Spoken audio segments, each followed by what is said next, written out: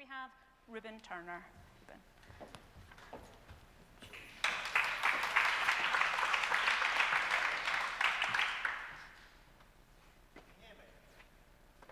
Is your mic on? I don't think it is. Hold on. Shout. No, don't shout. Even better. I wish I'd thought of this.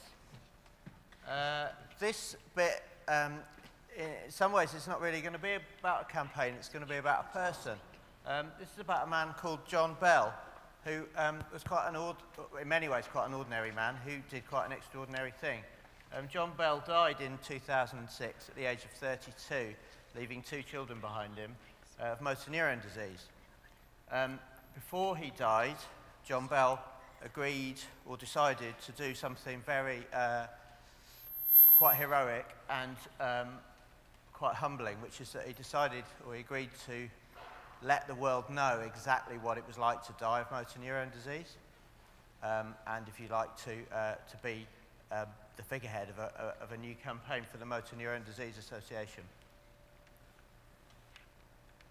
So what happened, and it was an incredibly simple campaign, is that 2 billboards in London Underground, their cross-track posters, were donated by CBS Media, and all they did was run a series of these billboards while John Bell was still alive.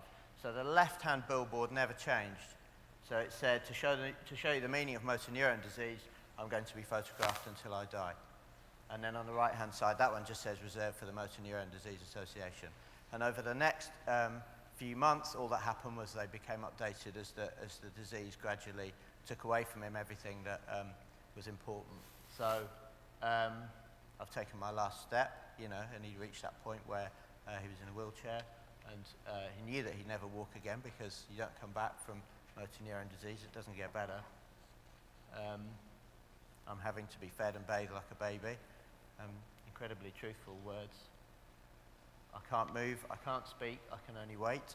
At that point, he'd taken to his bed. Most people with MND die within 18 months. I've survived 4 years. I suppose I'm lucky. And then at the end, very powerful image, just the end, just his empty bed. On the 6th of March 2006, motor neuron disease killed John Bell, aged 32 years and 2 months. And in a sense, although there was a really strong public relations push around this, and there was a very, very powerful documentary made by Yorkshire Television, but in a sense, really, this is all the campaign was.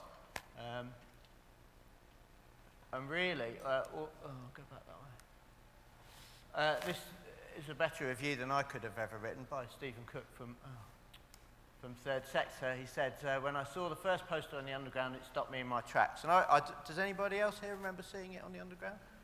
I remember seeing it, and exactly the same, incredibly powerful. When I saw the last one 20 months later, it was like a punch in the stomach. Yet this shocking campaign was not confected and gratuitous, but raw and honest. It changed the sector, which sometimes misuses shock by showing that it can be used without offence. And it was an excellent model of integrated campaigning. So actually there was, for its time, a really, really good website that enabled people to donate online and find out more about it. It's an astonishing piece of fundraising. As I say, the media space was donated, the creatives gave their time for free. Really, it was internal costs they were covering, and all they wanted to do was raise 50 grand to cover the cost of it. They raised £230,000 without really even asking for money.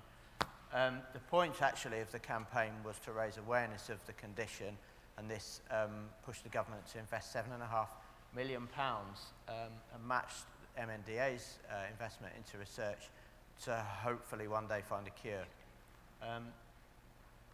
I'm glad Alan started where he did today, because I could repeat a lot of what he said, which is that the reason this campaign works so brilliantly, it's the truth, brilliantly and simply told by the person who's best qualified to tell it, which again I think is something that we miss out on. We mediate and stand between our donors and, if you like, our beneficiaries, whereas actually the best thing we can do is put the two of them together and allow people to tell their own story and tell it really, really well.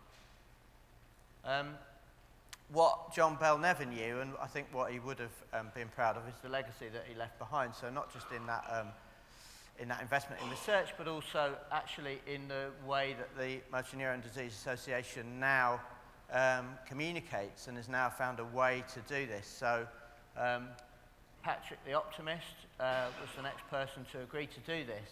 And what was amazing, of course, is the change in tone, which became all about what he can do while he's still alive. And the tools, which were very different, the social media tools, which allowed you to be friends with Patrick on Facebook, as I was, to follow him on Twitter, to read his blog, and for him literally to update you day by day about what he was doing, how he felt, the stuff he was inventing, which he did, the paintings he was making, and the progress of his disease. And again, it was incredibly humbling. He decided that he wanted to paint 100 portraits to give himself, to raise money and to give himself a target. Followed on from that, Alistair the Optimist, who wanted to make an album, and then this year's campaign, Team Optimism. And you can see how it's changed in tone, but the principle is the same. Who is the best person to tell the story? People living with and dying from motor neuron disease, and I think it's finally a campaign that I think George Smith probably would have been really proud of in its raw, sort of unvarnished truth. Thank you.